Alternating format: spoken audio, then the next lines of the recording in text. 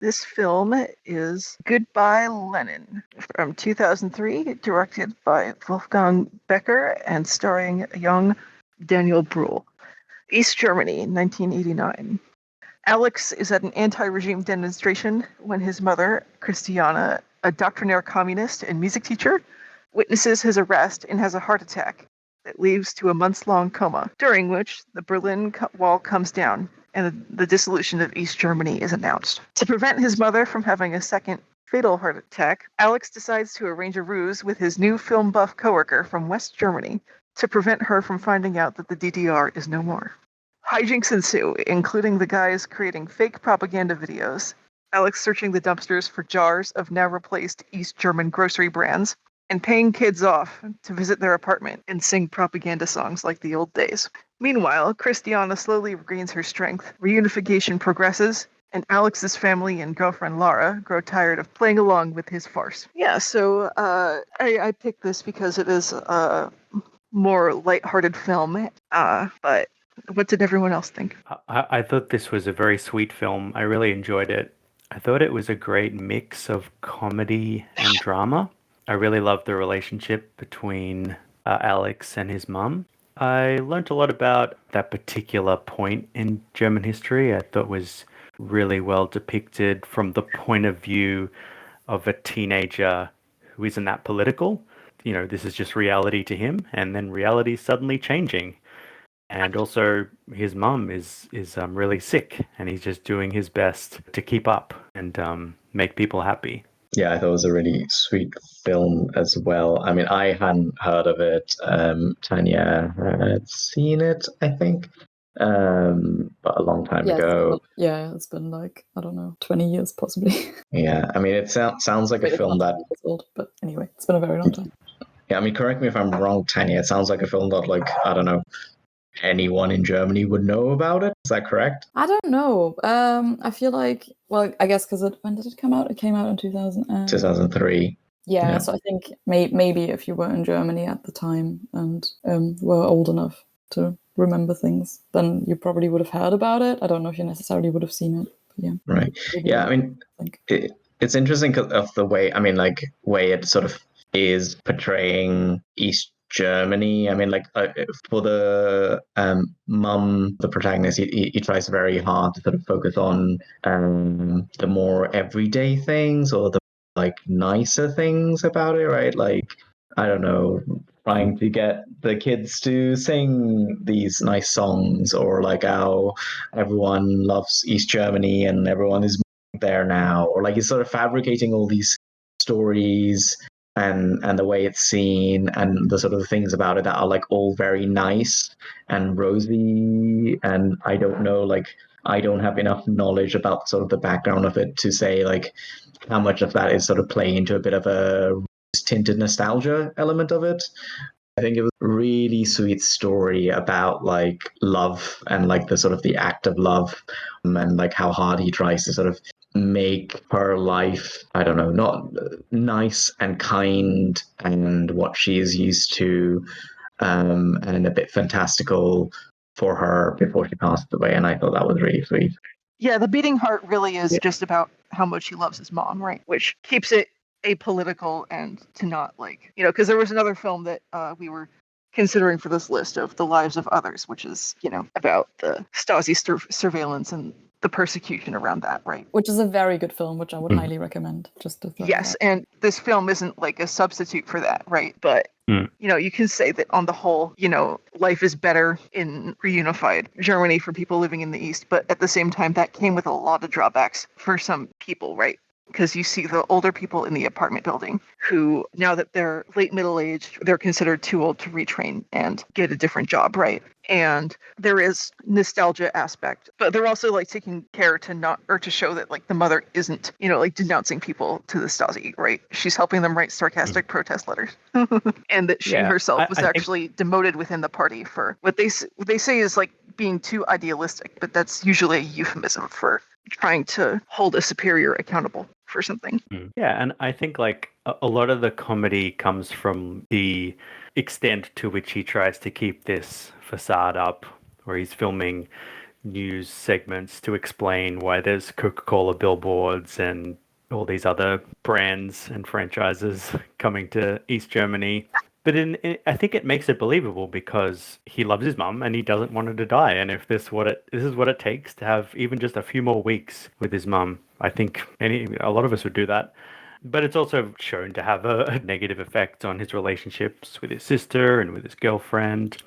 The fact that it can be hard to let go, whether it's letting go of your childhood, letting go of your mum, letting go of the world that you grew up in, because change can be hard. And yeah, I'm sure there were a lot of good things that came to East Germany with reunification. We see some of the horrors that the Stasi were capable of in the lives of others. But supposedly there were a lot of downsides. There was very high unemployment. It was pretty bad for women, apparently, because they lost welfare and state childcare and things like that. So it was pretty disruptive. And a lot of people, a lot of East Germans at least, regarded it not so much as a unification, but as a sort of a takeover. It's not that they were joining with West Germany, it was that they were just becoming West Germany. And that a lot of what they felt they had committed their lives to or fought for was kind of being brushed aside. I mean, there was such a sense of loss. I mean, not just the impending death of the mum or her actual death. There was just such a sense of loss of way of life.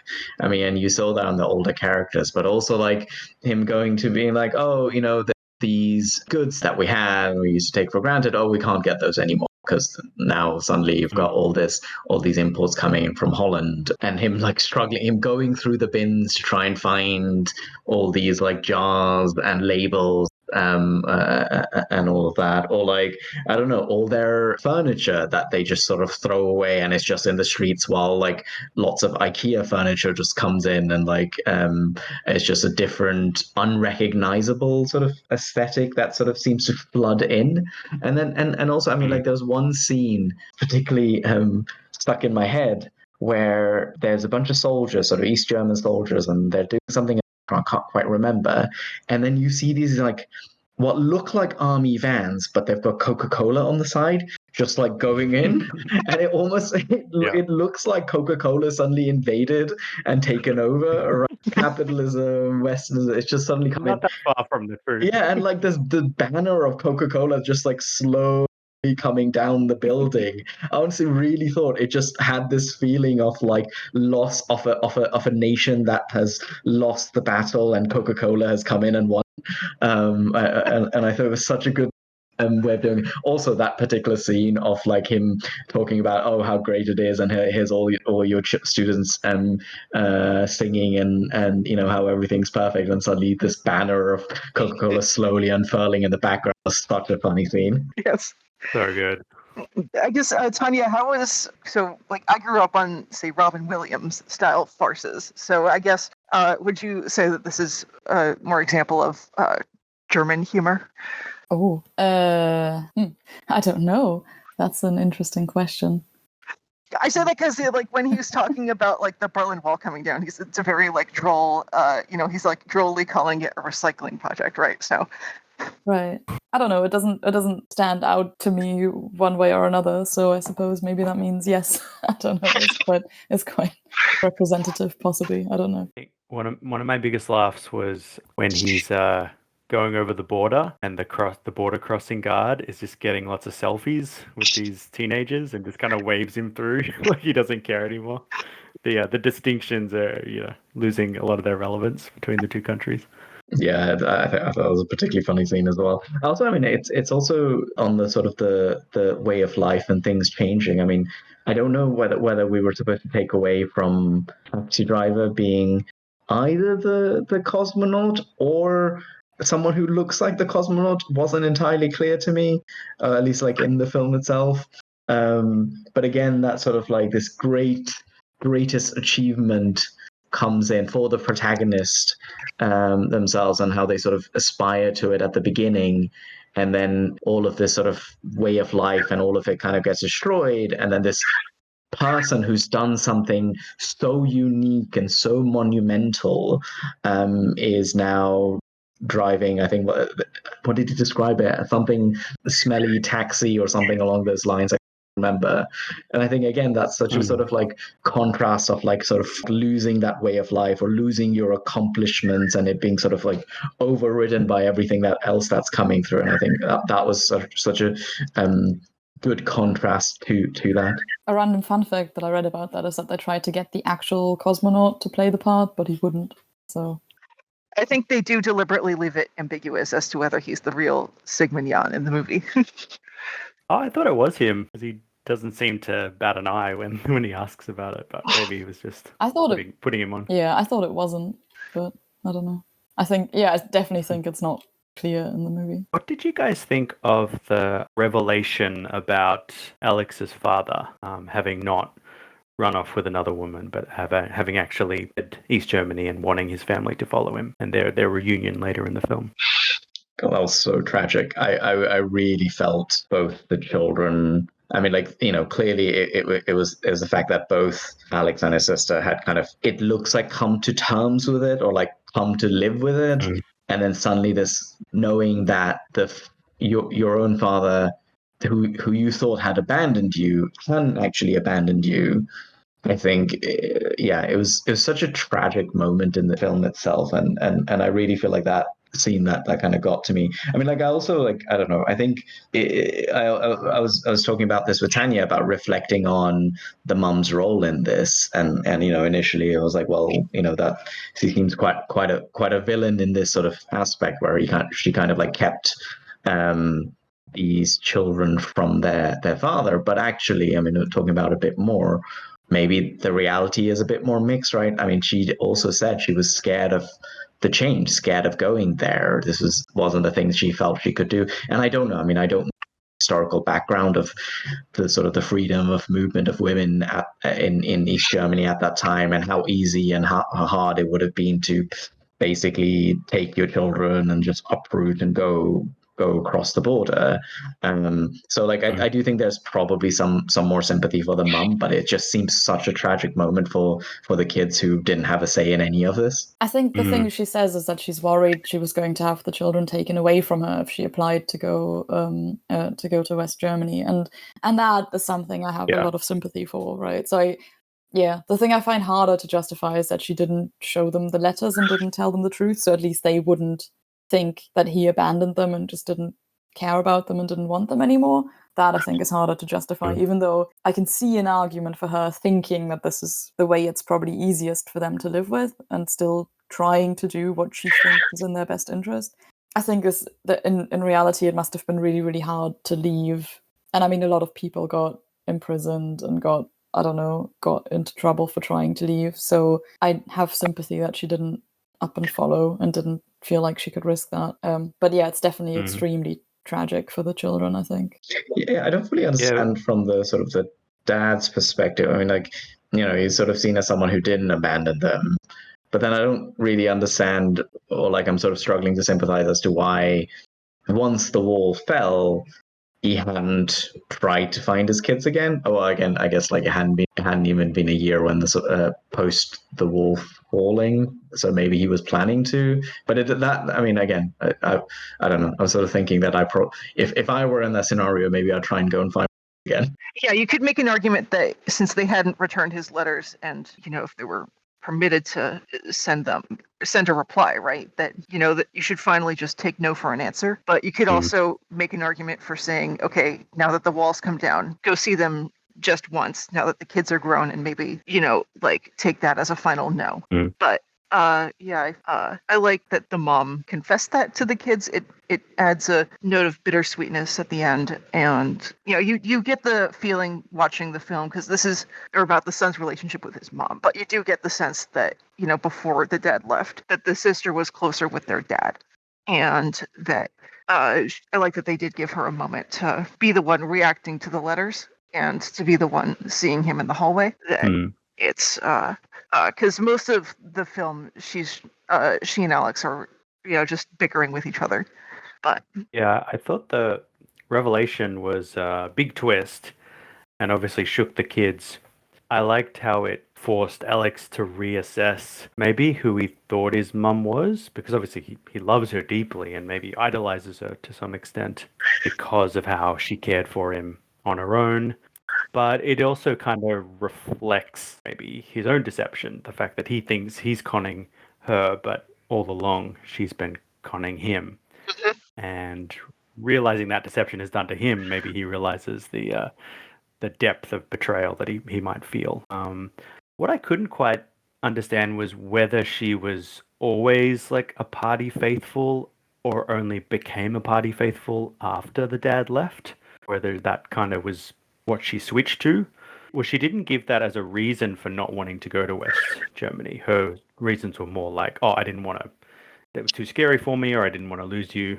Yeah. I don't know if I understood that right, or if I don't know if I caught something that's not there. But I thought maybe she was, because the dad had already left. Maybe she was worried if she wasn't seen to throw herself into the interests of the party, then that would put her and her children at more risk, because they'd probably already be under surveillance because he's left. And maybe they'd already, again, maybe it was out of the fear of having the children taken away, because if she wasn't a good follower of the party or whatever, then maybe there was a high risk there. So she threw herself into that visibly, whether she believed it or not, I don't know, just to kind of have that front of being a good citizen, surviving essentially safer and better and with her children.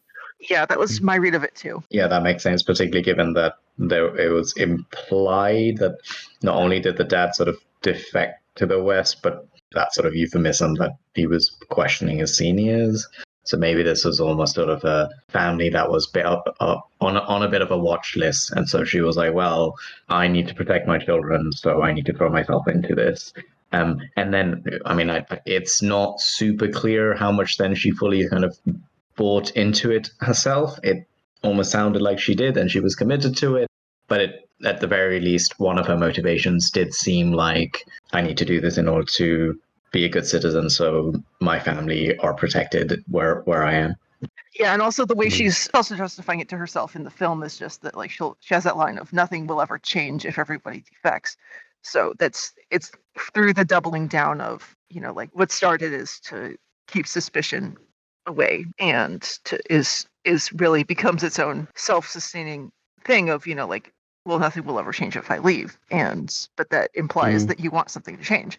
Yeah, I kind of understood that more as she wasn't against the system in principle, but wanted things to be better, but within the scope of the system, right? Right. And that also kind of goes with her being like demoted within the party and writing all these complaint letters and stuff, I think. So I think the way she threw herself into it wasn't this kind of fully outright obvious support, but more my version of supporting this is I will try and change it from within, but I will try and improve it. And that's also kind of what Alex was kind of getting at with this whole alternate history where all the people then want to come into East Germany because everything is so much better than in the West. And he thinks that's kind of a version of East Germany that she would have liked better. And that's kind of what he's trying to give to her, right? That's clearly an acknowledgement that she probably didn't love things the way they were and wouldn't necessarily have wanted everything to stay the same.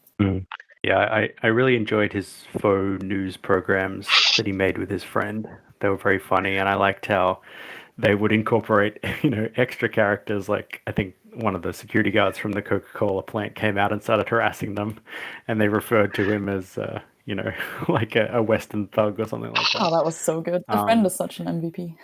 Yeah. He was awesome. Yeah. Did you catch his Matrix? Did you catch his Matrix shirt? No. It's a nod to the alternate reality. A nice little deliberate anachronism. Yeah, I thought they were really entertaining, but I also liked thematically how they, I guess, reflected maybe the actual East German, media, like creating these fake news stories about how things are going, how the economy's going, what the West is, why it's evil, and why we need to defeat it. But also, it hit a really sweet note at the end where he creates a news story covering reunification, but it's a version of reunification that's not so abrupt or not so. It's a nicer, more gentle version of reunification. But I like the fact that she actually finds out the Berlin Wall has fallen before the final news broadcast.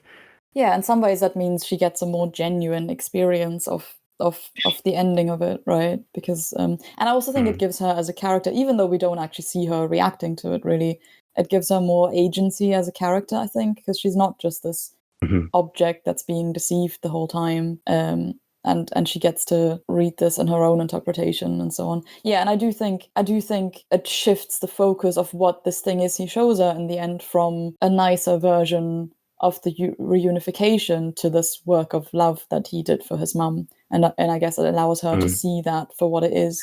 Yeah, there's that bit where you see Alex and his mum and like the film that they've made playing, and you don't see that, but then she doesn't look at that; she looks at him instead. And I think that's such a sweet moment where like he is watching the film that he made and there's that recognition of love. Given that just before that she got told the truth.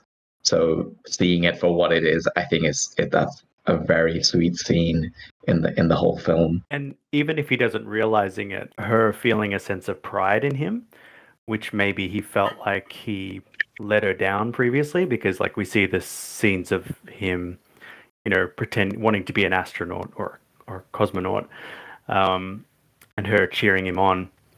And the young man we see is not as ambitious or not as focused in his life, and maybe he feels guilty about letting his mum down. So I don't know, that even though he doesn't realize it, that sense of pride she feels in him is really fulfilling.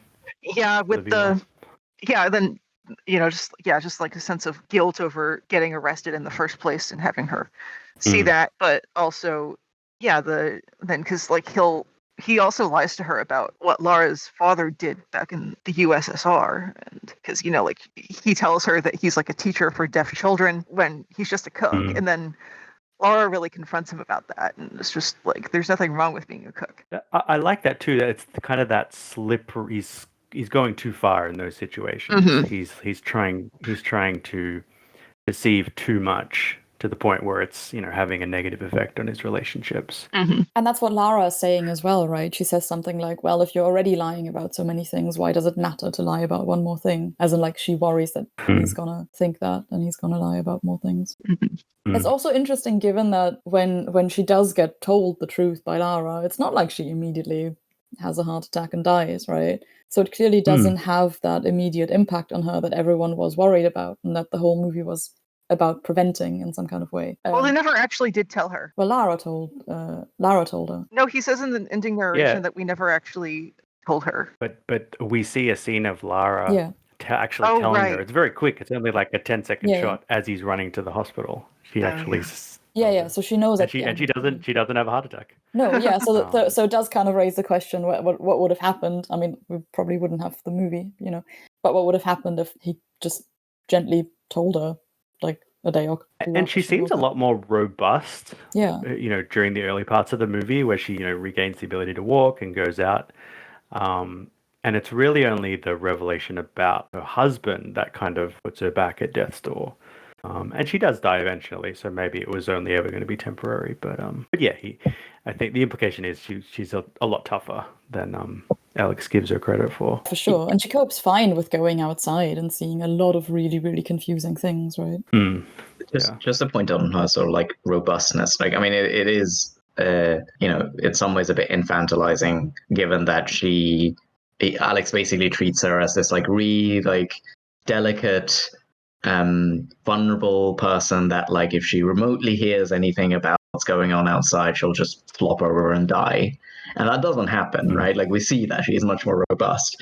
And contrast that to the actual child in the film, so the granddaughter, who also like is just figuring out how to walk, and she, on the other hand, is much more like an actual infant dealing with the changes. She's not getting the plastic diapers. She's seeing the Coca-Cola ad. She's living, like, surrounding herself with all of that, and I think it's just a bit of a contrast on like an actual infant who doesn't get shielded from all these things, and then an actual adult who gets infantilized and then gets shielded from all these things. So I think it's just such a contrast between the two. Yeah. All right. Any final thoughts on Goodbye Lenin? I think just one final point I'd make is, and again, maybe this is sort of a meta point as well, which is First of all, I think we should all have a friend like Dennis. Dennis is great. Dennis is on it, and Dennis will do whatever that is needed. And Dennis is fantastic. He's such a great guy. He really is. Like the actual point I want to make was, I think it's worth thinking about how important to the mum and her generation TV was, because she asked for it repeatedly, and like how her sense of sort of security and what was based on the things that she was seeing and hearing on the TV, and how easy it was for basically two people to fabricate a whole new reality for her, a lot of it on the basis of what was being presented on the TV.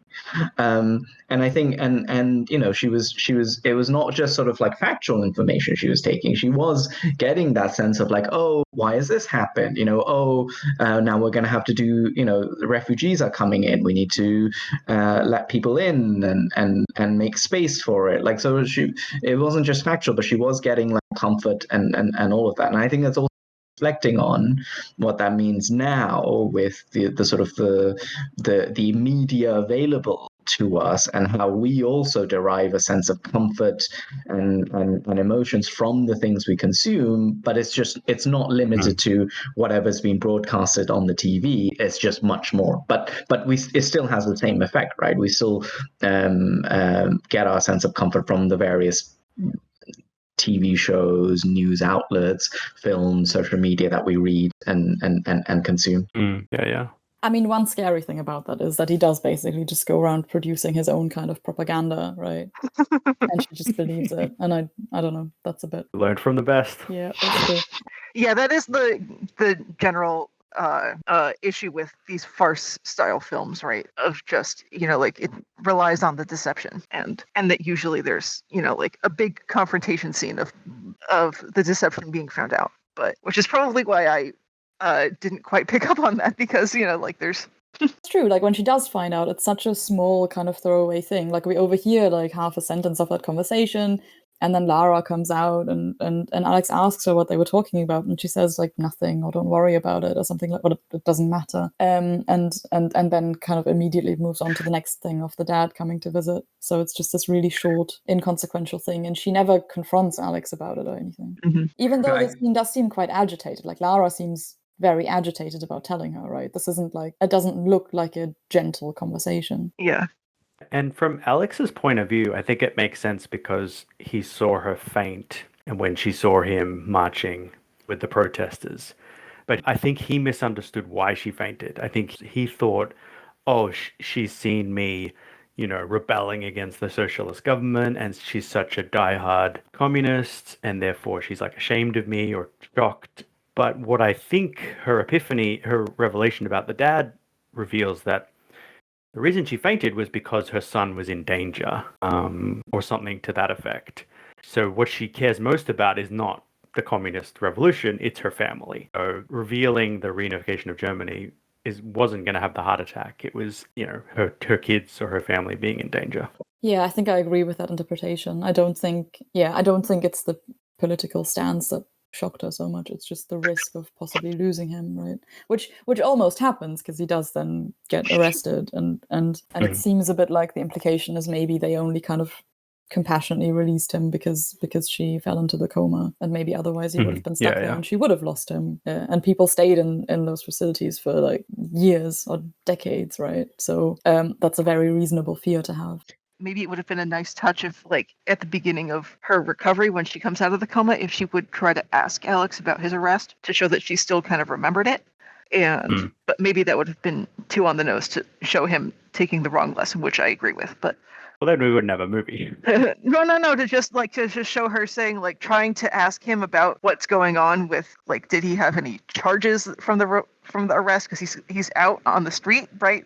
But like, right, if he has any lingering consequences from that, of like her trying to ask that, but then Alex shutting her down and then just saying, "Mom, you need to rest. Please don't talk." You know? Yeah, I think it's like misunderstandings and deceptions between family members end up driving them apart. And I think the film is like a humorous dramatization of that on like a national level, where is this country that's kind of driven apart, and as the family kind of comes back together, it's like the country's coming back together.